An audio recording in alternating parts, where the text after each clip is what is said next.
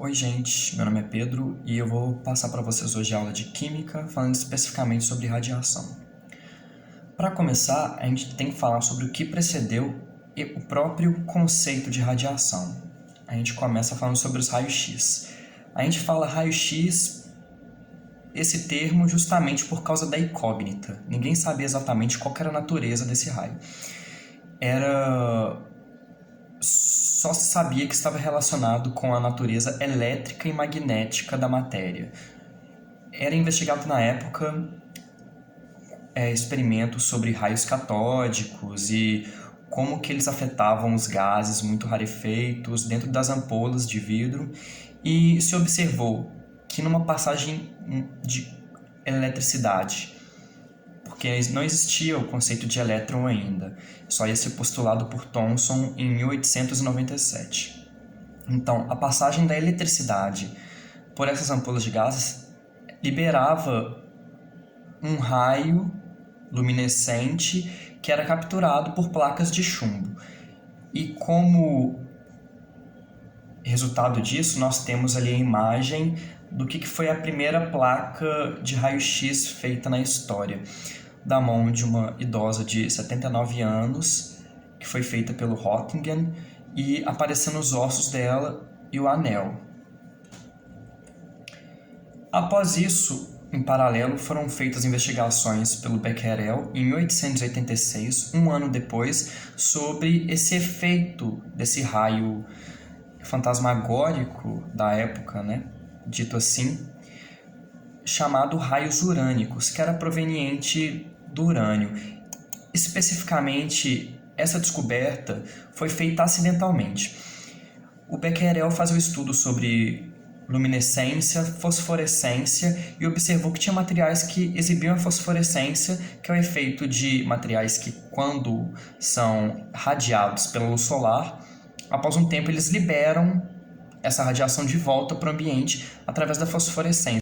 Com todos esses estudos sobre a fosforescência, ele foi estudar o urânio, os porquês dele ter essa propriedade fosforescente na época, e ele observou acidentalmente que o urânio ele tinha um caráter de luminescência, luminescente, que não dependia da radiação solar. Isso aconteceu com um acidente porque ele, num estudo numa época que não tinha muita incidência solar na França, muito pelo fato da época, ele deixou as pedras de urânio embrulhadas no papel, e nesse papel ele colocou dentro de uma gaveta, e após dias sem contato com essa pedra, esse papel, ele abriu e viu que tinha marcas como se tivesse luz sendo radiada no papel. Então, essa foi uma evidência que a própria matéria em si, o urânio, liberava uma radiação que não dependia da luz solar. Então, não se tratava de um efeito de fosforescência, mas sim um efeito de luminescência. Ele chamou de raios urânicos.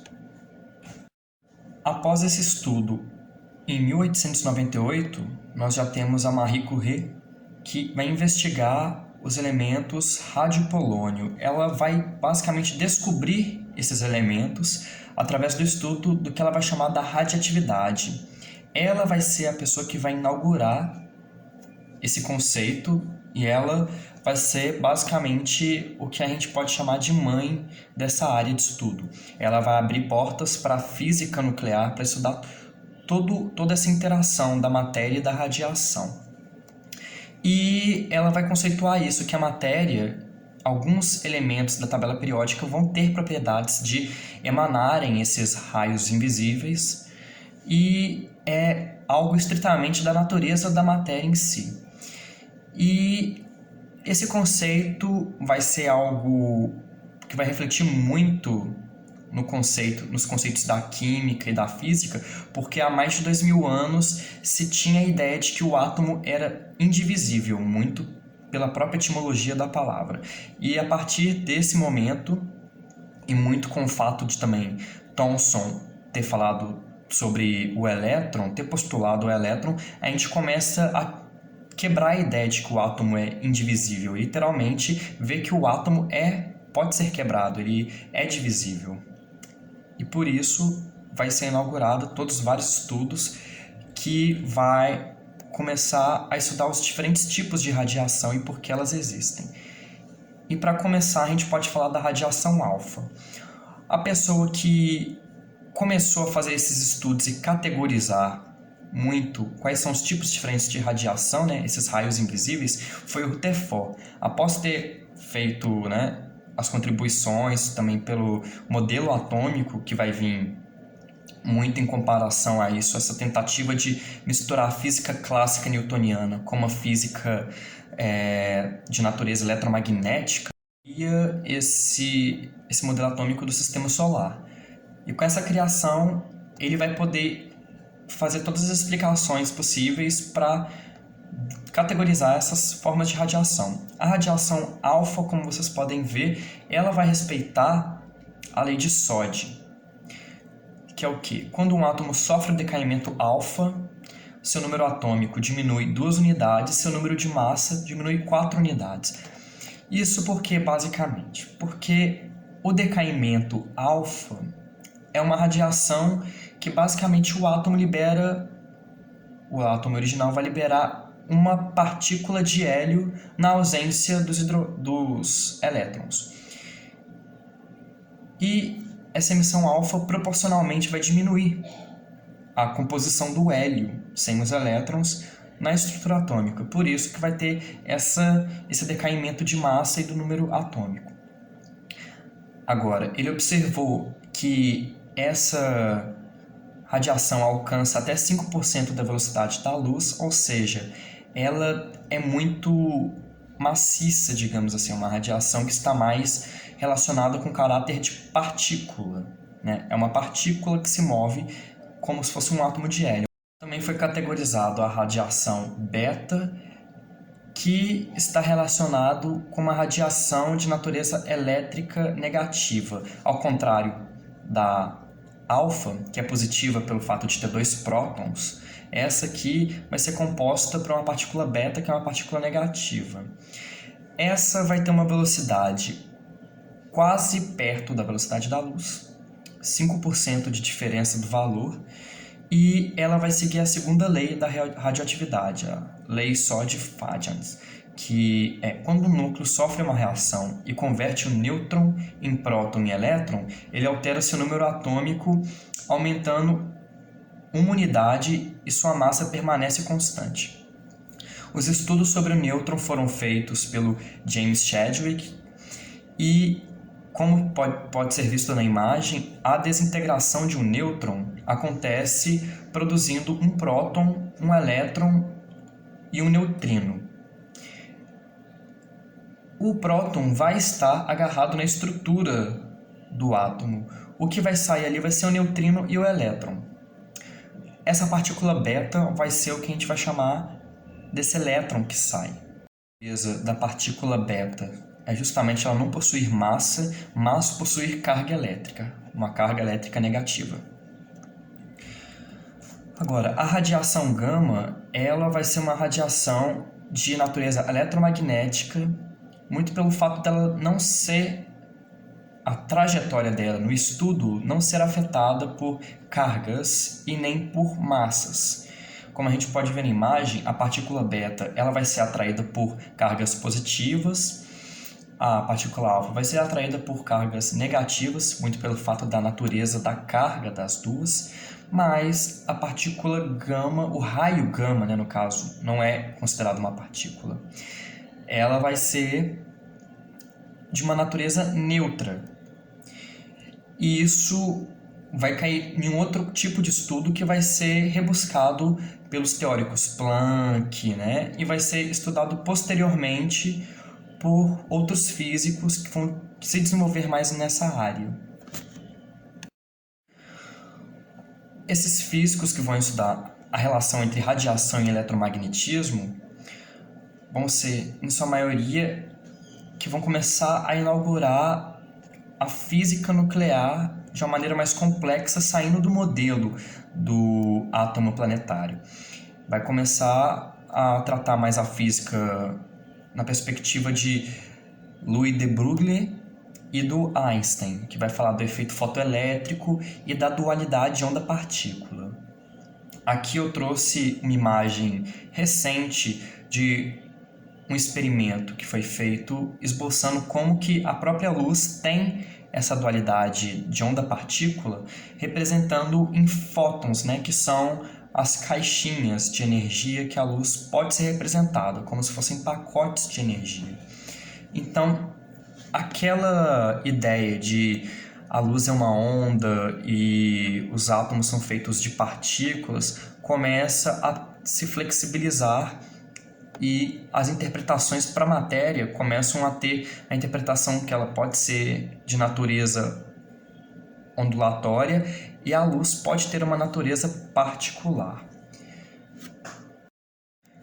E com esse conceito começa a se aplicar o conceito de decaimento natural, que é o decaimento radioativo, que toda matéria possui um decaimento radioativo em certas frequências de onda, e que a radiação alfa, beta e gama são tipos específicos de decaimento radioativo de elementos específicos da tabela ou de elementos que são colocados em alguma condição de temperatura, pressão ou condição energética. E esse é o ponto principal da teoria, a relação entre energia e massas, porque o que a gente vê que Planck traz para a contribuição dos cálculos que Einstein vai fazer e de Broglie vai fazer é que há uma correlação entre a teoria das forças, né, e entre as partículas, que tem toda uma consideração sobre a massa, muito da física clássica de Newton, com as relações de energia e eletricidade, velocidade e a luz, né? As questões sobre o fóton e o elétron, como que eles harmonizam a energia entre si para poder mudar de estado, né? Como que a luz bate nos elétrons, é absorvida por eles e faz os estados de energia mudarem. Tem todo o estudo que Linus Pauling, que era amigo de Einstein, fazia em paralelo com ele para explicar essa natureza da matéria. E com isso a gente cria o conceito de quanta, que é quantidades de energia específicas que o elétron absorve da luz. E aí inaugura toda uma área nova da ciência, da física, da química. Aqui é uma imagem que esboça a questão da penetrabilidade das radiações, que a gente pode ver como as partículas alfa são radiações que têm uma particularidade mais maciça, que tem a presença de uma massa grande e uma carga específica, ela é barrada pelo papel. Já as partículas beta, que são caracterizadas por ter uma massa muito pequena e uma carga negativa, elas conseguem atravessar uma folha de papel, mas elas são barradas por uma folha de alumínio, uma placa de alumínio. Agora, a radiação gama, para ela ter uma natureza de onda, não conseguir se enquadrar muito bem como partícula, muito pelo fato da frequência dela, uma alta frequência, ela tem muito poder de penetrabilidade, porque pela alta frequência dela, ela vai ter um comprimento de onda minúsculo. Com esse comprimento de onda minúsculo, é possível se imaginar, no modelo de átomo de sistema solar, que ela pode atravessar os pequenos vácuos, ou no caso os grandes vácuos, que existem entre a eletrosfera e o núcleo atômico. Então ela consegue passar o papel, passar o alumínio e até passar o chumbo até certo ponto. E com isso eu apresento aqui uma tabela que demonstra essa questão entre a relação do comprimento de onda e a frequência, né? Quanto maior a frequência de uma radiação, né, a gente tem que o comprimento de onda dela vai ser menor. E quanto menor esse comprimento de onda, mais penetrante vai ser essa onda. E a gente vai ter a radiação que é não ionizante, porque ela não interage com as cargas do átomo, né? Por isso ela não vai ionizar a matéria, desintegrar a matéria. que é, por exemplo, as ondas de rádio, que muito por isso elas não atravessam a ionosfera, né? A onda de rádio, ela sobe, passa pela ionosfera e reflete de volta, e é assim que o sinal passa para os lugares. A onda de rádio, Wi-Fi, as ondas de satélite, né, que atravessam, mas em faixas específicas. E nós temos os raios gama, que são barrados, são as camadas que têm muita do campo magnético da Terra, né? Por isso que muitos raios solares são barrados.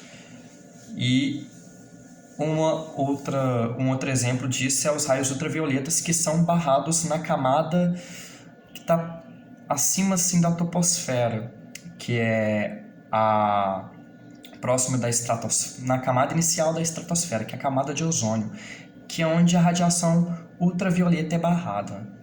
Então a gente vê que cada faixa específica de frequência das radiações vai interagir especificamente com materiais diferentes. A inauguração desse avanço na física nuclear e com toda essa quebra da premissa, né, do átomo, que é indivisível, vai ser rebuscada aquela ideia que o próprio Rutherford, em 1937, vai tratar quando ele fala no livro dele, A Nova Alquimia, que era basicamente o sonho antigo dos alquimistas, que agora é possível, a transmutação de um material em outro. Nas mitologias e nas cosmologias antigas, isso era retratado muito da maneira de transformar chumbo em ouro. Agora isso seria possível, digamos assim, porque seria possível as técnicas que iriam nascer como fusão e fissão nuclear. E o que acontece? Vai ser muito atrelado também a ideia de energia que o Einstein vai trazer. Então vai ser a ideia de os átomos de alguns elementos químicos apresentam a propriedade de, através de reações nucleares, transformar massa em energia. Da maneira ali análoga à fórmula do Einstein, né? É igual a mc².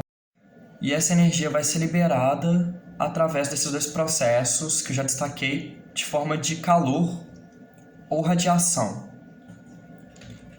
E o que acontece? A fusão nuclear, ela ocorre quando dois núcleos de átomos fazem uma fusão. A fusão nuclear, ela, em termos energéticos, é muito difícil, porque da mesma maneira que quando você vai fazer uma ligação química e você aproxima dois átomos para fazer essa ligação, quanto mais você aproxima, mais energia você tem que dar para o sistema.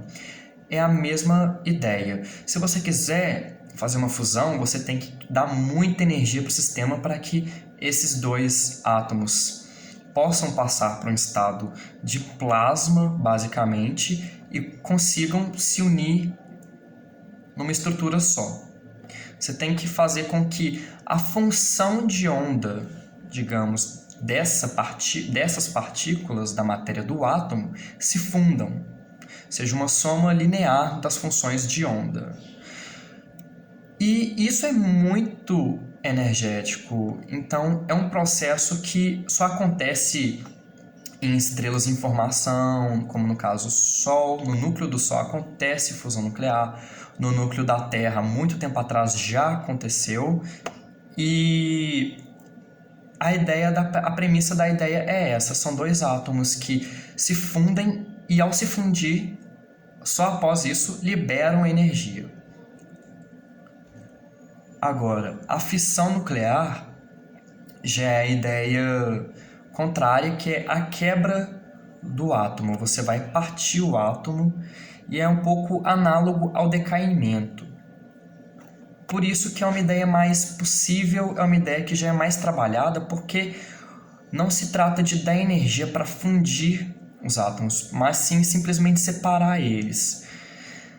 Então o que acontece? Você vai pegar um átomo e vai dividir ele, basicamente. Essa é a ideia. E o produto dessa divisão vai ser dois átomos e a energia liberada. E através desse processo de fissão nuclear, a gente vai poder observar que vai ter um rendimento energético muito alto quando esse processo é feito.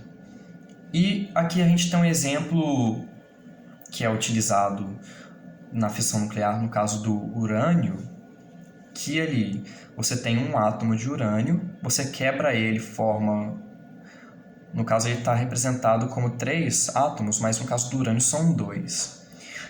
Você libera esses átomos e libera uma partícula e energia entre eles. E ele está representado assim, essa partícula, o nêutron, né? Essa partícula que está sendo liberada, ela pode ser utilizada, ela vai ser no sistema ser utilizada para quebrar outras partículas, quebrar outros átomos, que vão liberar mais partículas, que vão quebrar mais átomos, e vai dar toda a questão da reação em cadeia. Muito pelo fato desse processo ser altamente energético, muitas forças políticas da época e os cientistas se alarmaram com os problemas que esse tipo de tecnologia poderia trazer. E com isso, a gente tem a carta de Einstein-Szilard, que foi uma carta que o Einstein assinou e foi enviada para o presidente Roosevelt em 1939. E o que acontece? Essa carta era um aviso que o Einstein, após as descobertas dele sobre a estrutura da matéria, sobre a energia, disse que poderia haver perigo atômico sendo desenvolvido na Alemanha.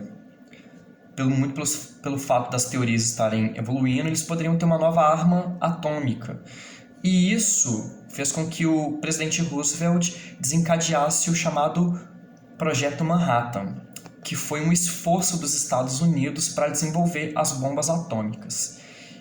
E esse fato foi muito significativo historicamente, porque resultou em 1945 nas bombas de Hiroshima e Nagasaki, que foram não apenas desastres, mas um ataque desumano e que gerou várias repercussões, porque todos os problemas que a radiação pode trazer para o planeta, para o ecossistema, para as populações, é um problema em grande escala. E muito por esse fato, o Linus Pauling, que era correspondente, um amigo de Einstein, disse que mais tarde o próprio Einstein ia se arrepender de ter assinado a carta que foi enviada para Roosevelt.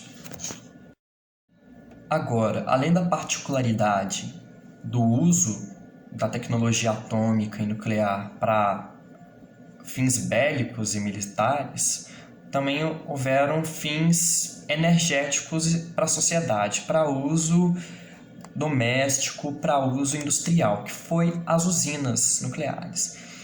E nós temos os principais países que usam essa tecnologia, que é os Estados Unidos e o Japão, para a produção de energia elétrica.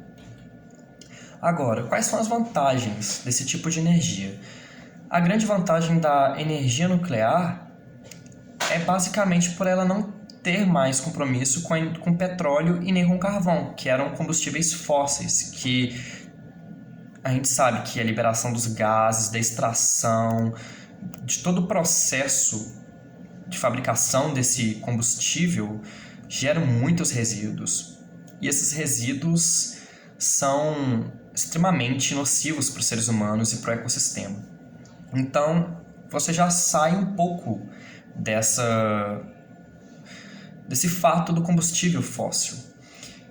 E essas usinas ocupam espaço relativamente pequeno. São relativamente pequenos em comparação à indústria do petróleo e à indústria do carvão, que demanda muito espaço e demanda muitas partes do processo para produzir o combustível. E elas não dependem dos fatores climáticos, por exemplo, não depende dos ventos, como a energia eólica, não depende do sol, como a energia solar. Então, tem todos esses prós.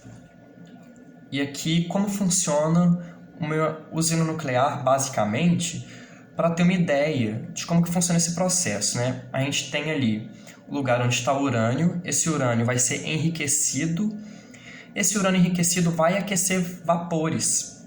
Esse vapor quente vai ser, né, essa energia atômica, essa energia nuclear vai aquecer e se transformar em energia térmica nos vapores de água. Essa energia térmica vai passar por uma turbina que vai converter energia térmica em energia cinética. E essa energia cinética vai passar por um gerador, por um transformador que vai converter essa energia cinética mecânica em energia cinética de cargas elétricas, ou seja, energia elétrica. E isso vai ser o processo de transformação de energias que vai gerar energia elétrica, né, para a rede doméstica, para todos os fins possíveis de se adequar. E ali, para ter todo o resfriamento desse vapor, a gente vai usar uma fonte de água fria, que pode ser um aquífero, que pode ser o mar. E vai ter esse processo que vai sair o vapor de água lá em cima, que vai ser puramente o vapor de água mesmo, né? Daquelas grandes construções de concreto. E agora, as desvantagens das usinas é justamente a questão da proporção da energia e de como ela vai se propagar. Porque muito pelo fato de ser uma energia incontrolável da reação em cadeia, quando ela começa, para você parar ela, você tem que ter um controle muito grande de todo o procedimento da usina. Se tem um pequeno erro, você pode comprometer milhões de pessoas e pode criar uma área gigantesca, que é chamada de fallout, uma área comprometida com a radiação. E não se pode prever como que vai acontecer, como que você vai adaptar uma usina nuclear para mudanças climáticas que vão acontecer no futuro. Então, que no caso de Fukushima, a usina nuclear foi atingida por um tsunami. Era uma usina localizada perto do mar, muito por aquele fator de haver a necessidade de ter um reservatório de água fria, porém teve um tsunami. Qual que é a capacidade de prever um tsunami ou um terremoto para uma usina nuclear? E outra desvantagem é o lixo radioativo. Como que vai ser despejado, como vai ser jogado fora, né? O lixo radioativo, aquele resíduo, aquele urânio que foi enriquecido e não pode ser enriquecido mais, como que você trata esse resíduo?